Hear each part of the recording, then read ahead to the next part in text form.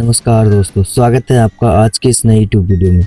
आज हम आपको सुनाने जा रहे हैं भगवान विष्णु के 5वें अवतार की अद्भुत और प्रेरणादायक कथा। वामन अवतार। यह कथा केवल देवताओं और असुरों की लड़ाई की नहीं, बल्कि धर्म, अहंकार और विनम्रता का भी अद्भुत संदेश देती है। तो चलिए शुरू करते हैं। सत्ययुग और त्रेता युग के बीच का समय था। दुनिया पर असुरों का प्रभाव लगातार बढ़ता जा रहा था। असुरराज बलि, जिन्हें महाबली भी कहा जाता था, बेहद शक्तिशाली और पराक्रमी राजा थे।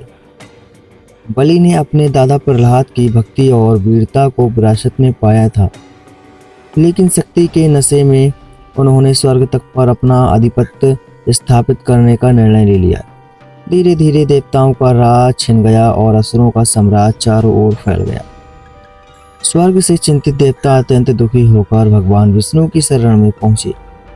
उन्होंने विनती की, प्रभु, धर्म की रक्षा कीजिए। असुरों का बल इतना बढ़ गया है कि हमें कहीं शरण भी नहीं मिल पा रही है। भगवान विष्णु मुस्कुराए और बोले, धैर्य रखो, समय आने पर मैं सभ्य उपाय करूंगा। एक छोटे से ब्राह्मण बालक के रूप में अवतरित हुए भगवान विष्णु, जिनका रूप सरल, शांत और अत्यंत मोहक था। काया बौनी थी लेकिन तेज दिव्य था। यही थे वामन अवतार। इधर असुरराज बलि ने एक विशाल यज्ञ का आयोजन किया। उनका उद्देश्य था पूरे ब्रह्मांड पर आधिपत्य स्थापित करना। देवताओं की पराजय और असुरों की बढ़ती शक्ति से हर कोई भयभीत था। इसी यज्ञ में पहुंचे भगवान विष्णु अपने पावन रूप में। छोटे से ब्राह्मण बालक को देखकर महाबली ने सम्मान स्वागत किया और वरदान मांगने के लिए कहा।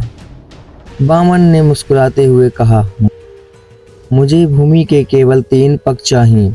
यह सुनकर सभा में आश्चर्य छा गया। इतने महान राजा से मात्र 3 पग भूमि? लेकिन महाबली ने सहर्ष सहमति दे दी। जैसे ही महाबली ने वचन दिया, वामन ने अपना स्वरूप बदलना शुरू किया। उनका शरीर बढ़ने लगा, इतना विशाल, इतना विराट कि पूरा आकाश, धरती और दिशाएं उनके रूप में समा गईं। अब वे साधारण बौने ब्राह्मण नहीं थे, वे थे सभ्य भगवान विष्णु। पहले पग में उन्होंने पूरी पृथ्वी नाप ली। दूसरे पग में उन्होंने समस्त आकाश और स्वर्गलोक माप लिया। अब तीसरे पग के लिए स्थान ही शेष न बचा।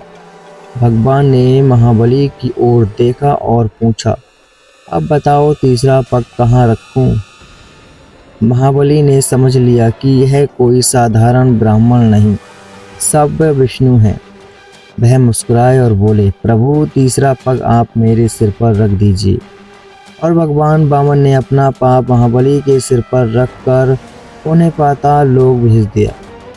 लेकिन भगवान ने उनके साहस और दानशीलता से प्रसन्न होकर आशीर्वाद दिया। महाबली, तुम वर्ष में एक बार अपनी प्रजा से मिलने धरती पर आ सकोगे। इसी आशीर्वाद के कारण आज भी ओमण जैसे त्योहार महाबली की याद में मनाए जाते हैं। दोस्तों, वामन अवतार की यह कथा हमें बहुत गहरी शिक्षा देती है। शक्ति और समर्थन के बावजूद अहंकार का अंत निश्चित है। विनम्रता, धर्म और शक्ति और भक्ति ही सच्ची विजय का मार्ग है। और सबसे बड़ा संदेश यह है कि भगवान सदा अपने भक्त और धर्म की रक्षा के लिए अवतरित होते रहते हैं। तो यह थी वामन अवतार की अद्भुत कथा। अगर आपको यह वीडियो पसंद आई हो तो वीडियो को लाइक और शेयर ज़रूर कीजिएगा। और हाँ, हमारे चैनल को सब्सक्राइब करना ना भूलें ताकि आप ऐसे ही और पौराणिक कथाएँ सुन सकें। धन्यवाद। जय श्री विष्णु।